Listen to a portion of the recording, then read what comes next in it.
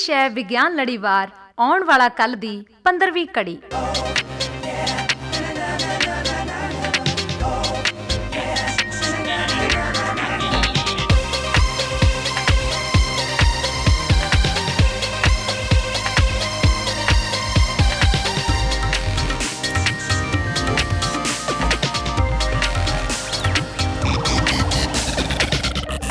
ਪਿਆਰੇ ਸਰੋਤਿਓ, ਬਨੌਟੀ ਬੌਧਿਕਤਾ ਦੀ ਵਿਗਿਆਨ ਵਰਤੋਂ ਤੇ ਭਵਿੱਖ ਬਾਬਤ ਸਾਡੇ ਲੜੀਵਾਰ ਆਉਣ ਵਾਲਾ ਕੱਲ੍ਹ ਦੀ 15ਵੀਂ ਕੜੀ ਬੁੱਧੀਮਾਨ ਰੋਬੋਟ 'ਚ ਨਿੱਘਾ ਸਵਾਗਤ ਹੈ। ਸਤਿ ਸ਼੍ਰੀ ਅਕਾਲ, ਨਮਸਤੇ।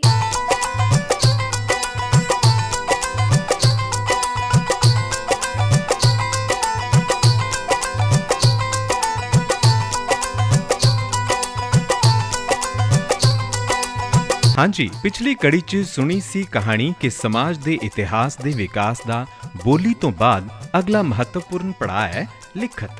ਲਿਖਤ ਦੀ ਪਹਿਚਾਣ ਦੀ ਪੈਂਦੀ ਹੈ ਲੋੜ ਇਤਿਹਾਸ ਨੂੰ, ਵਿਅਕਤੀ ਨੂੰ ਤੇ ਠੱਗੀ ਠੋਰੀ ਨੂੰ ਸਮਝਣ ਦੇ ਲਈ। ਹੋਈ ਸੀ ਗੱਲ ਕਿ ਅੱਜ ਤੱਕ ਹੜੱਪਾ ਸੱਭਿਅਤਾ ਦੀ ਲਿਖਤ ਦੀ ਪਹਿਚਾਣ ਹੋ ਕੇ ਨਾ ਪੜ੍ਹੇ ਜਾਣ ਕਾਰਨ ਲੁਕਿਆ ਪਿਆ ਹੈ ਬਹੁਤ ਸਾਰਾ ਇਤਿਹਾਸ। ਸੁਣਾਈ ਸੀ ਕਹਾਣੀ ਕਿ ਕਿਵੇਂ ਬਣਾਉਟੀ ਬੌਧਿਕਤਾ ਦੇ ਸਹਾਰੇ ਪਹਿਚਾਣੀ ਜਾ ਸਕਦੀ ਹੈ ਕਿਸੇ ਵਿਅਕਤੀ ਦੀ ਲਿਖਤ। ਵਿਸਤਾਰ ਸੀ ਬਣਾਉਟੀ ਬੌਧਿਕਤਾ ਅਤੇ ਲਿਖਤ ਦੀ ਪਹਿਚਾਣ ਦੀ ਤਕਨੀਕ, ਸੰਭਾਵਨਾਵਾਂ, ਵਿਗਿਆਨ ਅਤੇ ਰੋਜ਼ਾਨਾ ਜੀਵਨ 'ਚ ਇਸ ਦੀ ਭੂਮਿਕਾ ਤੇ ਪਰਸਪਰ ਸੰਬੰਧਾਂ ਦੀ ਕਹਾਣੀ ਦਾ। ਸੁਣੀ ਸੀ ਕਹਾਣੀ ਕਿ ਕਿਵੇਂ ਬਨੌਟੀ ਬੌਧਿਕਤਾ ਨੇ ਸਿਰਜ ਦਿੱਤੀਆਂ ਨੇ ਮਨੁੱਖੀ ਲਿਖਤ ਨੂੰ ਪਹਿਚਾਣ ਕੇ ਵੱਖ-ਵੱਖ ਕਾਰਜ ਕਰਨ ਦੀਆਂ ਪ੍ਰਣਾਲੀਆਂ, ਤੇ ਕਿਵੇਂ ਨਵੀਆਂ ਟੈਕਨੋਲੋਜੀਆਂ ਦੇ ਵੱਖ-ਵੱਖ ਪਹਿਲੂਆਂ ਨੇ ਬਦਲ ਦਿੱਤਾ ਹੈ ਸਾਡੇ ਜੀਵਨ ਦਾ ਬਿਰਤਾਂਤ ਵੀ।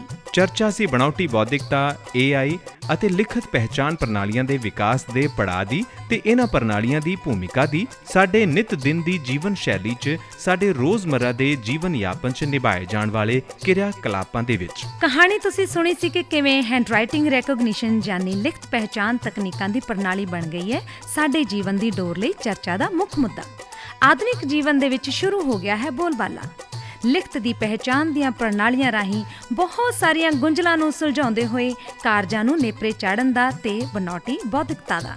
ਸਾਡੀ ਕਹਾਣੀ 'ਚ ਵੀ ਲਿਖਤ ਪਹਿਚਾਣ ਪ੍ਰਣਾਲੀਆਂ ਦੇ ਉਪਕਰਣ, ਯੰਤਰ ਵਿਕਸਿਤ ਕਰਨ 'ਚ ਜਾਣਕਾਰੀ, ਸੂਚਨਾ, ਵਿਗਿਆਨ ਦੇ ਨਿਯਮਾਂ ਦੇ ਨਾਲ-ਨਾਲ ਇੱਕ ਅਚਰਜਤਾ ਸ਼ਾਮਿਲ ਕੀਤੀ ਗਈ ਸੀ। ਦੂਜੇ ਪਾਸੇ ਸੁਣਾਈ ਸੀ ਕਥਾ ਕਿ ਕਿਵੇਂ ਇਹ ਲਿਖਤ ਪਹਿਚਾਣ ਯਾਨੀ ਮੇਰੀ ਪਹਿਚਾਣ ਮੇਰੀ ਲਿਖਤ ਦੀ ਕਹਾਣੀ ਕਹਿਣ ਵੇਲੇ ਵਾਰਤਾਲਾਪ ਤੇ ਪ੍ਰਦਰਸ਼ਨ ਦੇ ਰੂਪ ਵਿੱਚ ਜੀਵੰਤ ਹੋ ਜਾਂਦੀ ਹੈ ਸਾਰੀ ਵਿਥਿਆ। ਲਿਖਤ ਪਹਿਚਾਣ ਦੀ ਕਹਾਣੀ ਸੁਣਾਉਣ ਵੇਲੇ ਕੇਂਦਰਿਤ ਹੋ ਜਾਂਦਾ ਹੈ ਬਨੌਟੀ ਬੁੱਧੀ ਦਾ ਵਿਗਿਆਨ, ਜੋ ਕਿ ਇਸ ਖੇਤਰ ਵਿੱਚ ਕਿਸੇ ਵੀ ਜਾਦੂ ਤੋਂ ਘੱਟ ਨਹੀਂ ਹੈ। ਇਹ ਵੀ ਹੋ ਗਿਆ ਸੀ ਸਪਸ਼ਟ ਕਿ ਕਿਵੇਂ ਇਹ ਬਣਾਉਟੀ ਬੌਧਿਕਤਾ ਉੱਪਰ ਆਧਾਰਿਤ ਲਿਖਤ ਪਹਿਚਾਣ ਦੀਆਂ ਪ੍ਰਣਾਲੀਆਂ ਕਰਦੀਆਂ ਜਾਂਦੀਆਂ ਨੇ ਹੌਲੀ-ਹੌਲੀ ਪ੍ਰਵੇਸ਼ ਸਾਡੇ ਰੋਜ਼ਮर्रा ਦੇ ਜੀਵਨ 'ਚ ਤੇ ਹੋ ਰਹੀਆਂ ਨੇ ਸਹਾਈ ਸਾਡੀਆਂ ਆਦਤਾਂ 'ਚ ਕਈ ਮਾਮਲਿਆਂ ਨੂੰ ਹੱਲ ਕਰਨ ਦੇ ਲਈ। ਕਰਦੀਆਂ ਨੇ ਇਹ ਆਪਣੇ ਕਈ ਕਾਰਜ ਬਤੌਰ ਇੱਕ ਕੁਸ਼ਲ ਸੂਈਏ ਦੇ। ਸੁਣਿਆ ਸੀ ਤੁਸੀਂ ਬਿਰਤਾਂਤ ਕਿ ਲਿਖਤ ਪਹਿਚਾਣ ਪ੍ਰਣਾਲੀਆਂ ਸਾਡੀ ਰੋਜ਼ਾਨਾ ਜੀਵਨ ਸ਼ੈਲੀ 'ਚ ਇਸ ਕਦਰ ਪ੍ਰਵੇਸ਼ ਕਰ ਗਈਆਂ ਨੇ ਕਿ ਹੁਣ ਤਾਂ ਰਵਾਇਤੀ ਲਿਖਤ ਪਹਿਚਾਣ ਪ੍ਰਣਾਲੀਆਂ ਦੀ ਥਾਂ ਮੱਲ ਲਈ ਹੈ। ਸਾਡੀਆਂ ਬਨੌਟੀ ਬੌਧਿਕਤਾ ਆਧਾਰਿਤ ਆਧੁਨਿਕ ਤਕਨਾਲੋਜੀਆਂ ਨੇ ਜੋ ਹਰ ਵਕਤ ਸਹਾਈ ਹੋ ਰਹੀਆਂ ਨੇ ਸਾਡੀਆਂ ਅਦਾਲਤਾਂ 'ਚ ਸਹੀ ਗਲਤ ਦੀ ਪਹਿਚਾਣ 'ਚ। ਗੱਲ ਹੋਈ ਸੀ ਕਿ ਹੈਂਡਰਾਈਟਿੰਗ ਰੈਕੋਗਨਾਈਜੇਸ਼ਨ ਯਾਨੀ ਲਿਖਤ ਪਹਿਚਾਣ ਪ੍ਰਣਾਲੀਆਂ ਨੇ ਸਾਡਾ ਸਾਰਿਆਂ ਦਾ, ਵਿਸ਼ੇਸ਼ ਕਰਕੇ ਸਾਡੇ ਆਧੁਨਿਕ ਜੀਵਨ ਦੀਆਂ ਨਿਆਂ ਪ੍ਰਣਾਲੀਆਂ ਅਤੇ ਪ੍ਰਸ਼ਾਸਨ ਦਾ ਕਾਇਆਕਲਪ ਹੀ ਕਰ ਦਿੱਤਾ ਹੈ ਅਤੇ ਸੱਚ ਝੂਠ ਦਾ ਪਤਾ ਲਗਾਉਣ ਤੇ ਸਹੀ ਫੈਸਲੇ ਕਰਨ ਲਈ ਬਹੁਤ ਸਟੀਕ ਬਣ ਗਈਆਂ ਨੇ ਇਹ ਪ੍ਰਣਾਲੀਆਂ। ਕਹਾਣੀ ਤਾਂ ਇਹ ਵੀ ਕੀਤੀ ਗਈ ਸੀ ਕਿ ਸਾਡੀ ਲਿਖਤ ਦੀ ਪਹਿਚਾਣ ਕਰਕੇ ਕਿਵੇਂ ਪਤਾ ਲਗਾ ਲੈਂਦੇ ਨੇ ਕਿ ਕਿਸ ਨੇ ਸੰਬੰਧਿਤ ਲਿਖਤ ਲਿਖੀ ਹੈ ਜਾਂ ਨਕਲ ਕੀਤੀ ਹੈ ਜਾਂ ਕੋਈ ਹੋਰ ਤਕਨੀਕ ਵਰਤ ਕੇ ਕਿਤੋਂ ਕਿਸੇ ਦੇ ਹਸਤਾਖਰ ਨਕਲ ਕੀਤੇ ਨੇ। ਅਸੀਂ ਪੇਸ਼ ਕਰਾਂਗੇ ਅੱਜ ਕਿ ਕਿਵੇਂ ਬੁੱਧੀਮਾਨ ਰੋਬੋਟ ਦਾ ਹੋਏਗਾ ਆਗਾਜ਼ ਤੇ ਅਸੀਂ ਸੁਣਾਂਗੇ ਤੇ ਜਾਣਾਂਗੇ ਇਸ ਬੁੱਧੀਮਾਨ ਰੋਬੋਟ ਦੇ ਵਿਗਿਆਨ ਨੂੰ, ਇਸ ਦੇ ਨਿਯਮ ਨੂੰ ਤੇ ਅਮਲ ਨੂੰ ਵੀ। ਲਓ ਸੁਣੋ ਹੁਣ ਸਾਡੇ ਇਨ੍ਹਾਂ ਕਲਾਕਾਰਾਂ ਦੀ ਜ਼ੁਬਾਨੀ ਸਾਡੀ ਅੱਜ ਦੀ ਕੜੀ ਬੁੱਧੀਮਾਨ ਰੋਬੋਟ ਦੇ ਮਹੱਤਵ ਦੀ।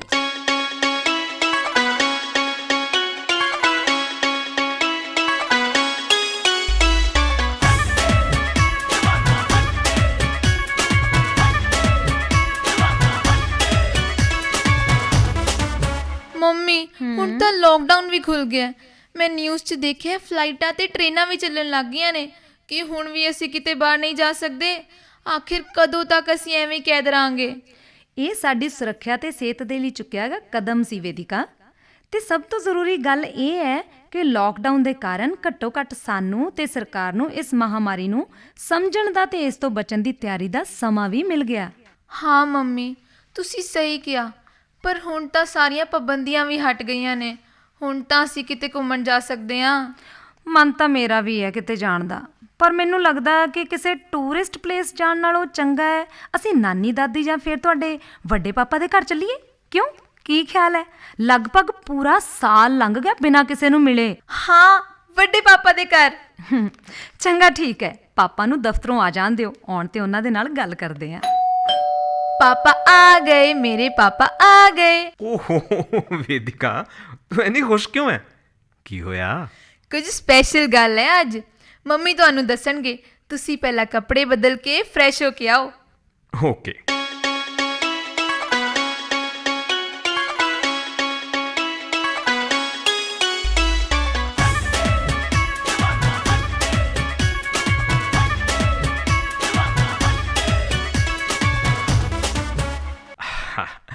ਹੁਣ ਦੱਸੋ ਸਨੇਹਾ, ਕੀ ਸਪੈਸ਼ਲ ਗੱਲ ਹੈ?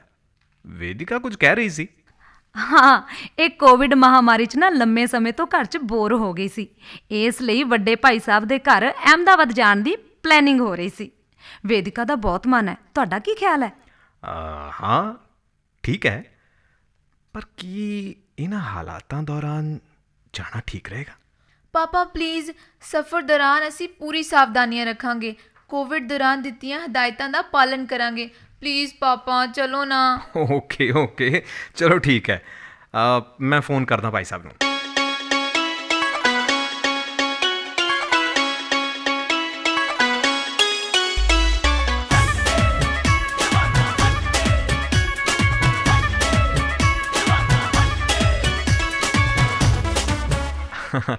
नमस्ते वीर जी।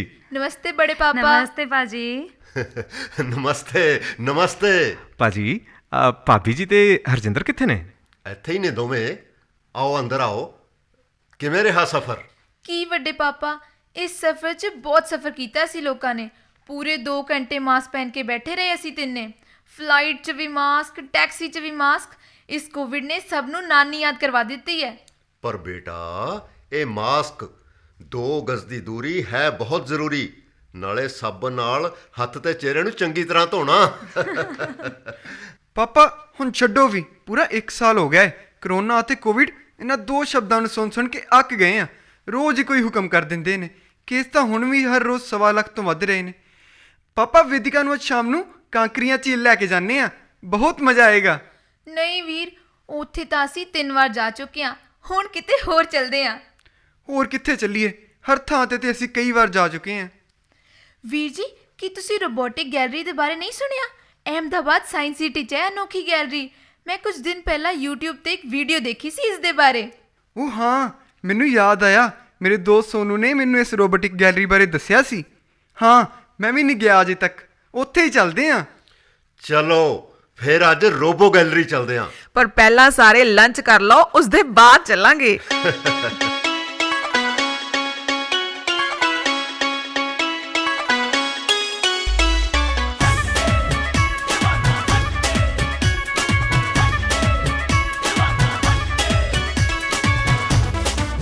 ਵਾਓ, ਇਹ ਤਾਂ ਬਹੁਤ ਚੰਗੀ ਥਾਂ ਹੈ। ਉਹ ਦੇਖੋ ਜਿੱਧਰ ਵੀ ਇੰਨੇ ਵੱਡੇ ਰੋਬੋਟ। ਇਸ ਰੋਬੋਟ ਦੀ ਲੰਬਾਈ ਲਗਭਗ 25 ਫੁੱਟ ਹੋਵੇਗੀ। ਇਹੀ ਨਹੀਂ ਬੱਚਿਓ, ਇਸ ਇਮਾਰਤ ਦੇ ਚਾਰੇ ਪਾਸੇ ਬੈਟਰੀ ਨਾਲ ਚੱਲਣ ਵਾਲੀਆਂ ਗੱਡੀਆਂ ਦੇ ਲਈ ਇੱਕ ਵਿਸ਼ੇਸ਼ ਟਰੈਕ ਵੀ ਬਣਾਇਆ ਗਿਆ ਹੈ। ਚਲੋ ਹੁਣ ਅੰਦਰ ਚੱਲਦੇ ਹਾਂ। ਉਹ ਰਿਸੈਪਸ਼ਨ ਤੇ ਵੀ ਰੋਬੋਟ। ਵਾਹ, ਇਹ ਤਾਂ ਸਭ ਨੂੰ ਸੂਚਨਾ ਦੇ ਰਿਹਾ ਹੈ। ਕਮਾਲ ਹੈ। Good afternoon to all of you. ਤੁਹਾਡਾ ਸਾਰਿਆਂ ਦਾ ਰੋਬੋਟ ਗੈਲਰੀ 'ਚ ਸਵਾਗਤ ਹੈ। ਸਾਡਾ ਸਾਥੀ ਰੋਬੋਟ ਤੁਹਾਡਾ ਗਾਈਡ ਇਸ ਗੈਲਰੀ ਨੂੰ ਵੇਖਣ 'ਚ ਤੁਹਾਡੀ ਮਦਦ ਕਰੇਗਾ। Good afternoon everyone. ਤੁਹਾਨੂੰ ਸਾਰਿਆਂ ਨੂੰ ਇਸ ਮਿਊਜ਼ੀਅਮ ਦਾ ਟੂਰ ਕਰਵਾਉਣ ਲਈ ਮੈਨੂੰ ਪ੍ਰੋਗਰਾਮ ਕੀਤਾ ਗਿਆ ਹੈ। ਉਮੀਦ ਹੈ ਕਿ ਤੁਹਾਨੂੰ ਮਿਊਜ਼ੀਅਮ ਦਾ ਟੂਰ ਪਸੰਦ ਆਵੇਗਾ। ਤੁਸੀਂ ਸਾਰੇ ਮੈਨੂੰ ਇਸ ਰੋਬੋ ਗੈਲਰੀ ਦੇ ਬਾਰੇ 'ਚ ਪ੍ਰਸ਼ਨ ਪੁੱਛ ਸਕਦੇ ਹੋ ਤਾਂ ਕਿ ਤੁਸੀਂ ਸਾਰੇ ਇਸ ਮਿਊਜ਼ੀਅਮ ਨੂੰ ਵੇਖਣ ਦੇ ਲਈ ਤਿਆਰ ਹੋ? ਹਾਂ। So let's go. ਸਭ ਤੋਂ ਪਹਿਲਾਂ ਤੁਸੀਂ ਵੇਖ ਸਕਦੇ ਹੋ ਗੈਲਰੀ 'ਚ ਇੱਕ ਪਾਸੇ ਰੋਬੋ ਪੇਂਟਰ ਦਿਖਾਈ ਦੇ ਰਿਹਾ ਹੈ ਅਤੇ ਦੂਜੇ ਪਾਸੇ 3D ਪ੍ਰਿੰਟਰ ਲੱਗੇ ਹੋਏ ਹਨ। ਤੁਸੀਂ ਰੋਬੋ ਪੇਂਟਰ ਤੋਂ ਆਪਣੀ ਤਸਵੀਰ ਬਣਵਾ ਸਕਦੇ ਹੋ ਜਾਂ ਫਿਰ 3D ਪ੍ਰਿੰਟਰ ਤੋਂ ਆਪਣੀ ਮੂਰਤੀ ਵੀ ਬਣਵਾ ਸਕਦੇ ਹੋ।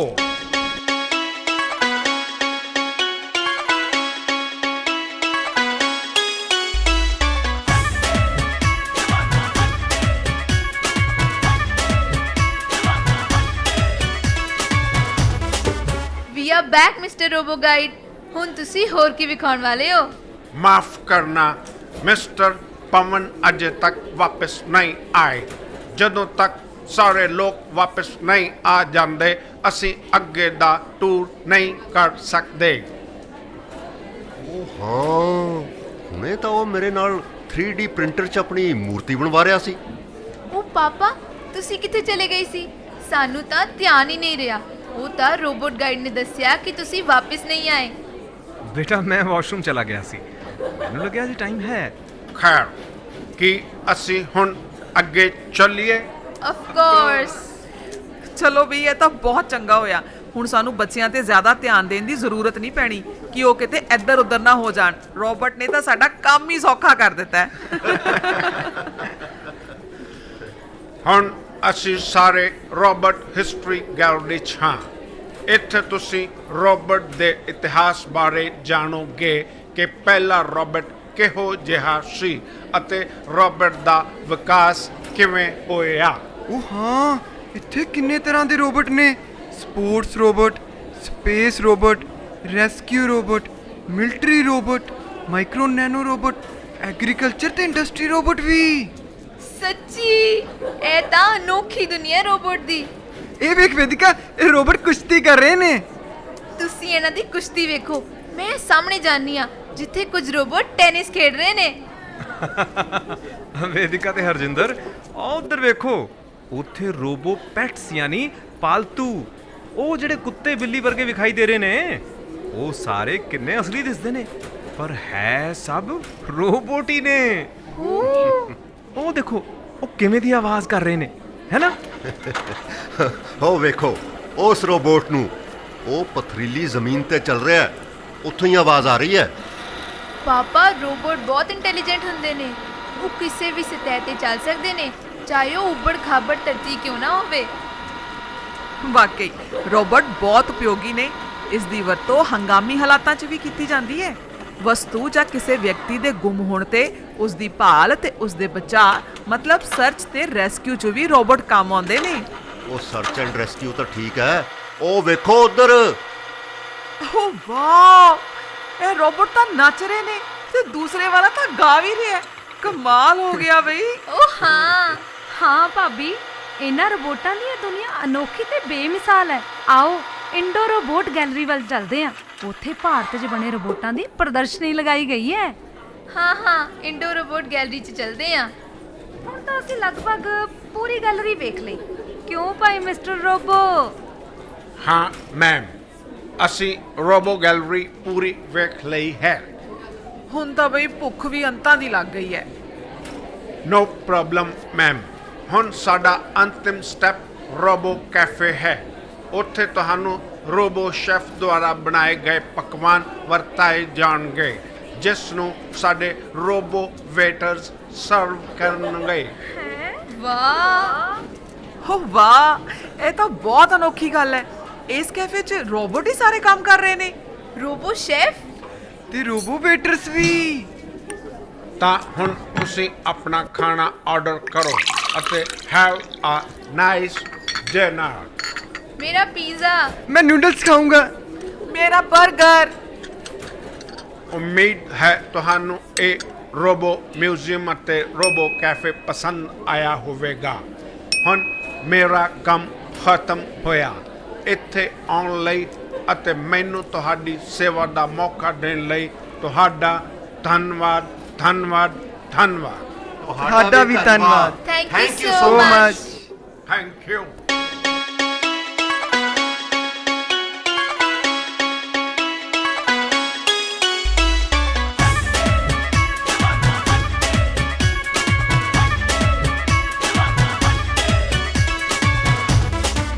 ਮੈਨੂੰ ਰੋਬੋ ਮਿਊਜ਼ੀਅਮ ਇੰਨਾ ਪਸੰਦ ਆਇਆ ਕਿ ਮੈਂ ਉਸ ਦੇ ਬਾਰੇ ਸੋਚਣਾ ਬੰਦ ਹੀ ਨਹੀਂ ਕਰ ਸਕਦੀ।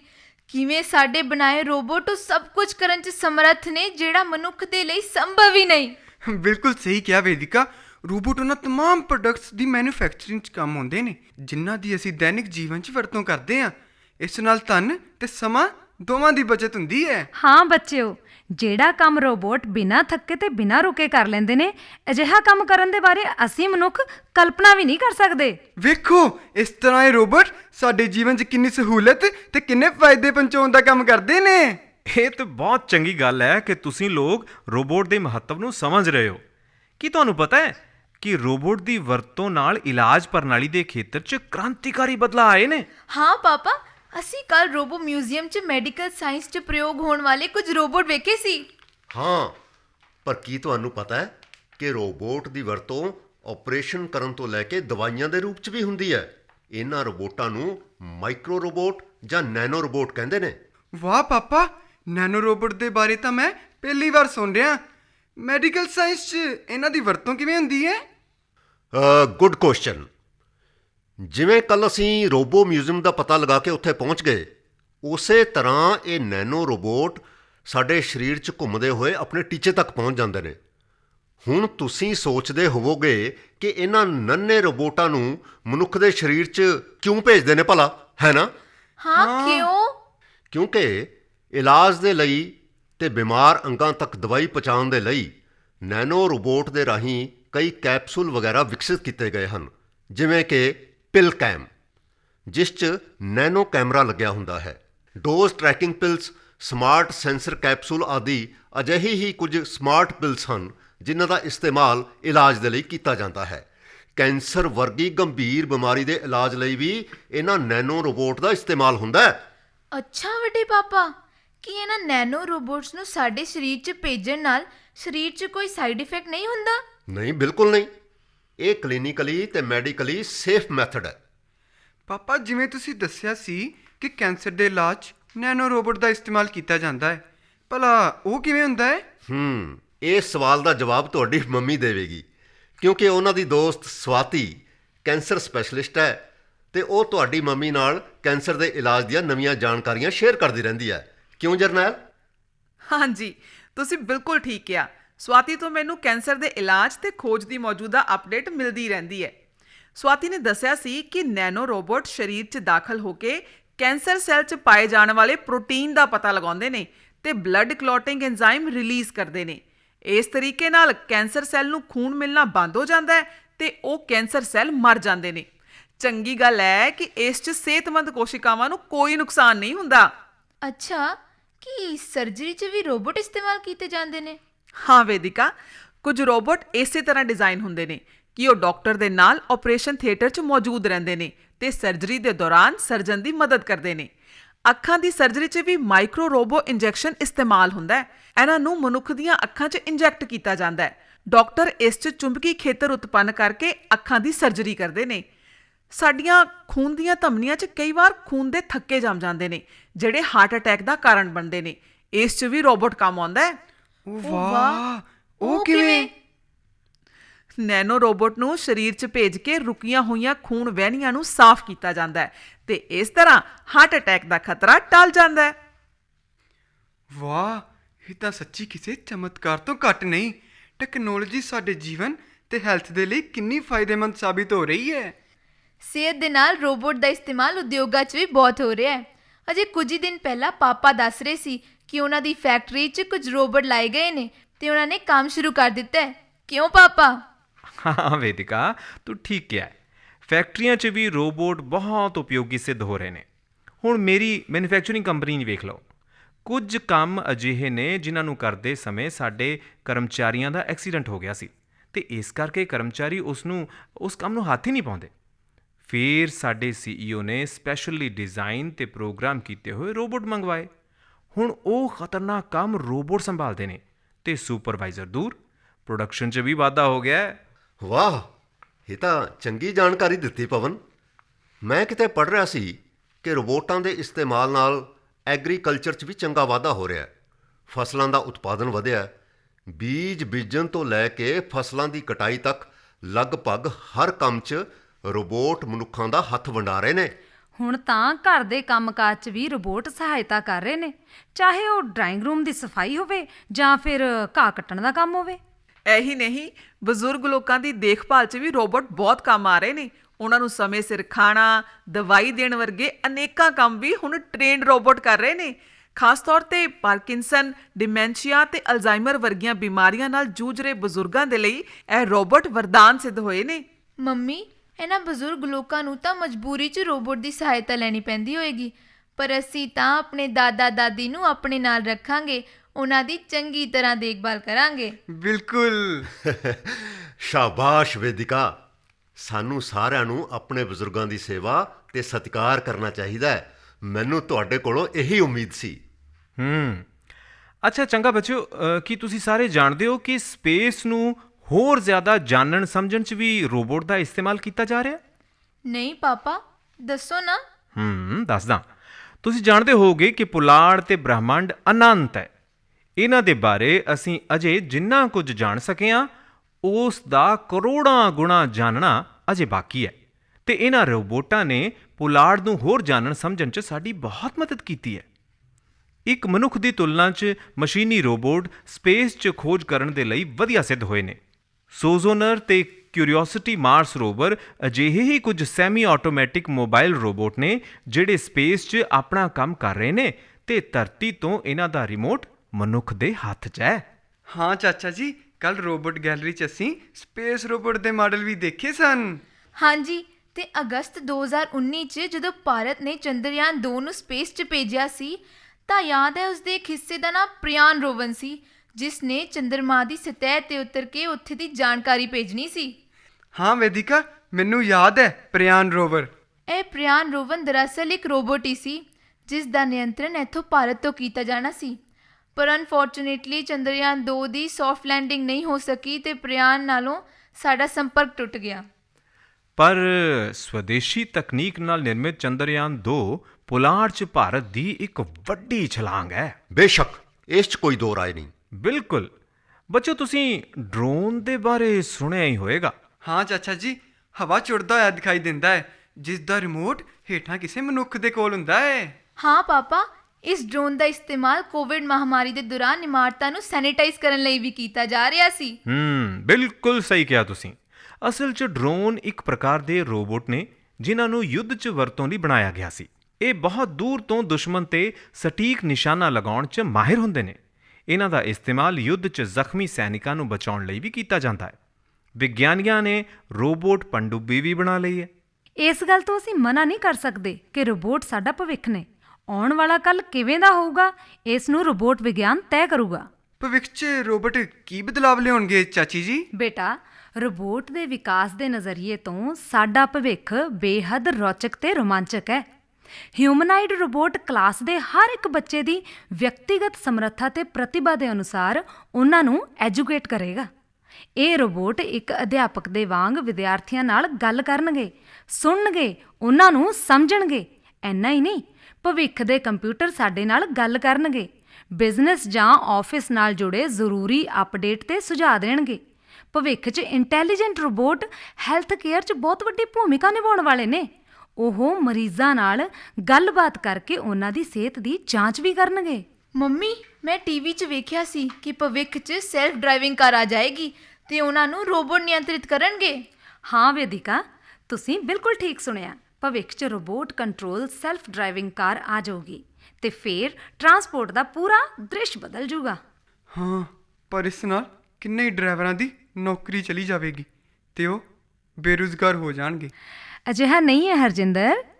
ਭਵਿੱਖ ਦੀ ਟੈਕਨੋਲੋਜੀ ਤੇ ਰੋਬੋਟਿਕਸ ਦੇ ਚੱਲਦੇ ਰੁਜ਼ਗਾਰ ਨਹੀਂ ਜਾਏਗਾ, ਬਲਕਿ ਭਵਿੱਖ 'ਚ ਇਹਨਾਂ ਦੀ ਮਦਦ ਨਾਲ ਨੌਕਰੀਆਂ ਦੇ ਨਵੇਂ ਅਵਸਰ ਵਿਕਸਿਤ ਹੋਣਗੇ।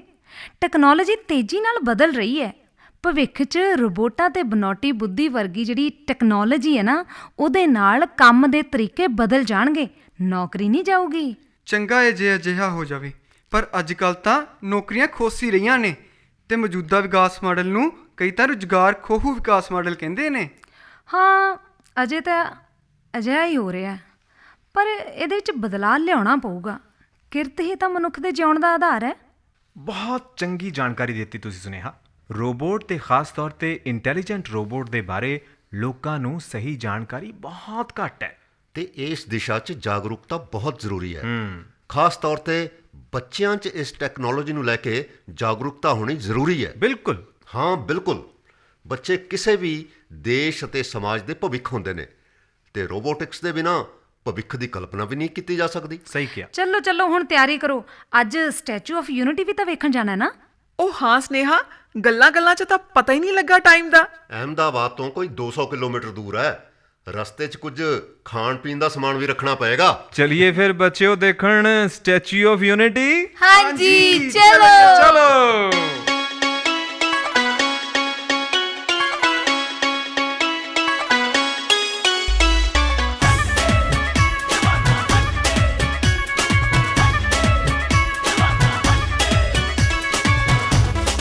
ਤੁਸੀਂ ਸੁਣ ਰਹੇ ਸੀ ਵਿਗਿਆਨ ਲੜੀਵਾਰ, ਆਉਣ ਵਾਲਾ ਕੱਲ ਦੀ 15ਵੀਂ ਕੜੀ।